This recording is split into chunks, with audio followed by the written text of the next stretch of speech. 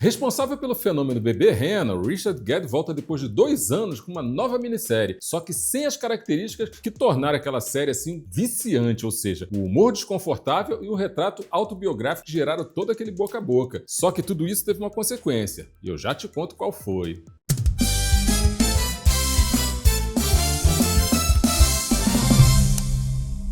Fala, galera do bem, e é isso!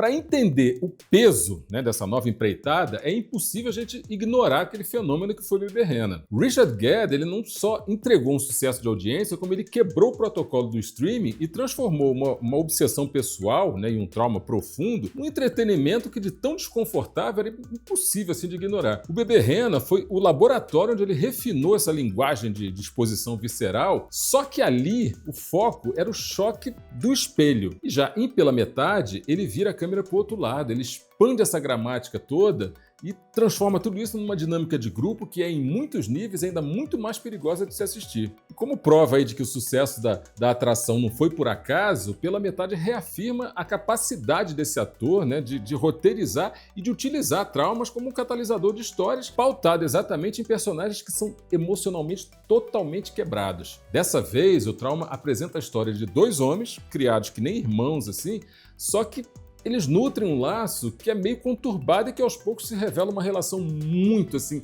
extremamente tensa e extremamente complicada. Criador e roteirista, o Gere usa essa premissa para explorar um retrato violento e quase brutal mesmo sobre a masculinidade, que é alguma coisa que funciona assim como uma análise de tema, uma vez que a gente acompanha assim como é que essa amizade implacável foi corroendo ali ao longo do tempo e acabou, também de certa forma correndo tudo ao redor dela. E aí, ao longo de 6 episódios, a narrativa ela acaba destrinchando essa relação, reconstruindo eventos, assim, entre a fase adolescente e a fase adulta do Niall, e do Ruben. O fato de ter um formato de lançamento semanal acabou transformando a experiência de Half Man, pela metade, em alguma coisa meio angustiante e completamente devastadora, como se tivesse assim compondo um clímax, sempre atrelado a um caos que fica batendo na porta o tempo todo sem nenhum sopro de calmaria. De início, eu vou confessar para vocês, essa estrutura ela remete a uma abordagem assim puramente sobre amadurecimento. Só que aos poucos essa possibilidade ela vai ganhando novos contrastes assim que contrariam essa esperança que a gente tem de um alívio emocional, o que envolve umas cenas assim soltas de um casamento, que planta no espectador a ideia de um provável final feliz, enfim. E nesse sentido, a minissérie ela não pretende construir um drama acolhedor e nem trazer um olhar sensível sobre um vínculo agressivo entre 2 meio-irmãos ali. Ela pretende mostrar as consequências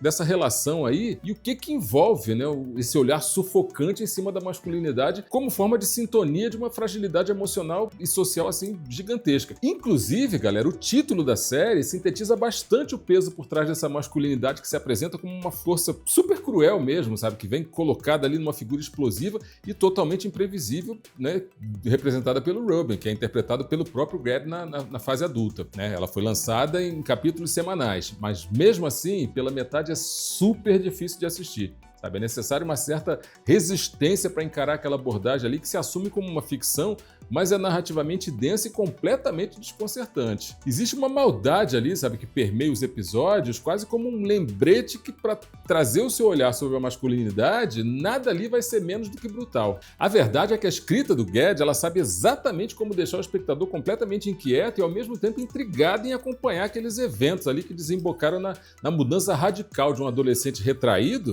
vivido por um Mitchell Robertson, que mostra assim um olhar, não sei, um olhar assim tão inquieto e que vai mostrando alguém que está constantemente apavorado. A gente meio que embarca nesse olhar do cara. E no fim das contas ele acaba se transformando num escritor frustrado, marcado pelo medo, pela insegurança, pela vergonha, pela compulsividade, numa entrega pra lá de vulnerável do Jamie Bell, que é um ator premiadíssimo, que eu curto pra caramba. Já o Richard Gere, ele interpreta um Ruben ainda mais conflitante e mais assustador.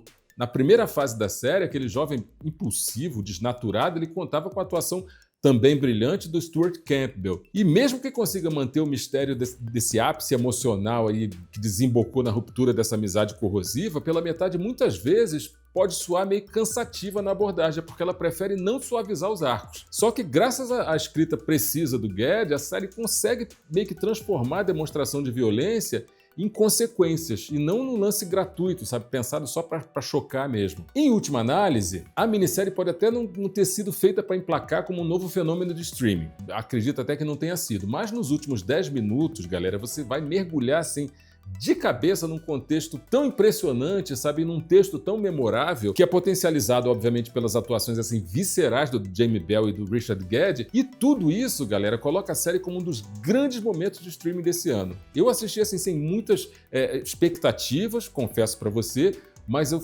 fiquei extremamente satisfeito e extremamente surpreso com o que eu vi. E uma coisa é certa, a gente se vê no próximo set.